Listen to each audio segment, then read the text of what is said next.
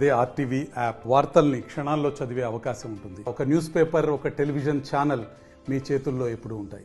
సంబంధించి ఈరోజు సమీక్ష నిర్వహించడం జరిగింది. ప్రధానంగా వర్షాకాలం పంటలు, విత్తనము, ఫెర్టిలైజర్ ఎరువులు, దానికి తోడు ఈ సీజనల్ డిజీజ్ జూన్ 2వ తేదీ తెలంగాణ ఫార్మేషన్ డే, ప్రభుత్వం చేపట్టిన సంక్షేమ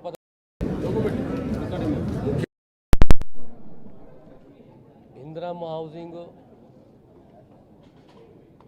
రాజీవ్ యువ వికాస్, భూభారతి, ఈ అంశాలపైన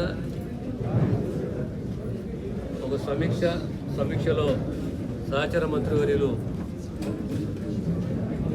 జూపల్లి కృష్ణారావు గారు, గౌరవ శాసనసభ్యులు మధుసూదన్ రెడ్డి గారు, శ్రీహరి గారు, శ్రీనివాసరెడ్డి గారు, రామ్మోహన్ రెడ్డి గారు, మేమందరం కూర్చొని ఈ 2 జిల్లాలకు సంబంధించి సమీక్ష నిర్వహించాము. జూన్ 2న అఫీషియల్గా ప్రోగ్రాం నిర్వహించాలి. ఇందిరమ్మ ఇళ్ల లబ్ధిదారులకు శాంక్షన్ పత్రాలు ఇవ్వాలి. అదే రకంగా ఈ యువ వికాసం సంబంధించి తెలంగాణ యువతకు 50,000, 1,00,000, 2 లక్షలు, 3 లక్షలు, 4 లక్షల వరకు మనకు అర్హత ఉన్నదో మనకు అంచెలంచెలుగా మంజూరు పత్రాలు ఇచ్చుకుంటూ ఈ కార్యక్రమాన్ని నిర్వహించాలి. భూభారతికి సంబంధించి చక్కని ROR చట్టాన్ని తీసుకురావడం జరిగింది. ధరణి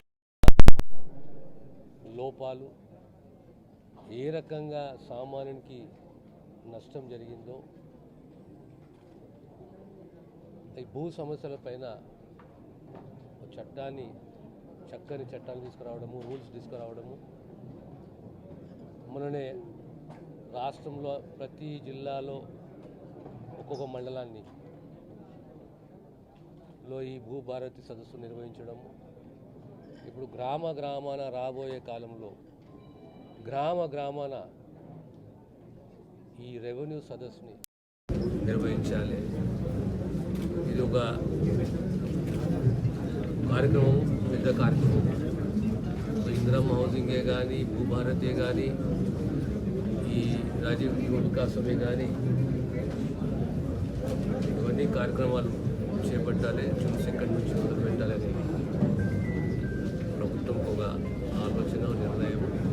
అదే రకంగా సీజనల్ డిజీజ్కి సంబంధించి రివ్యూ తీసుకోవడం జరిగింది. ఇవంతా మేమందరూ కూడా కూర్చొని సమీక్ష నిర్వహించాము. అఫీషియల్గా రేపు ఎల్లుండో ప్రకటన వస్తుంది. దానికి అనుగుణంగా మా కార్యక్రమం ఉంటుందనే విషయాన్ని మీ ద్వారా ప్రజలకు తెలియజేస్తున్నాను. Thank you. మరిన్ని వీడియోస్ కోసం ఛానల్ ని సబ్స్క్రైబ్ చేయండి. లేటెస్ట్ అప్డేట్స్ కోసం వాట్సాప్ ఛానల్ ని ఫాలో అవ్వండి. ఆ లింక్ డిస్క్రిప్షన్ లో ఉంది.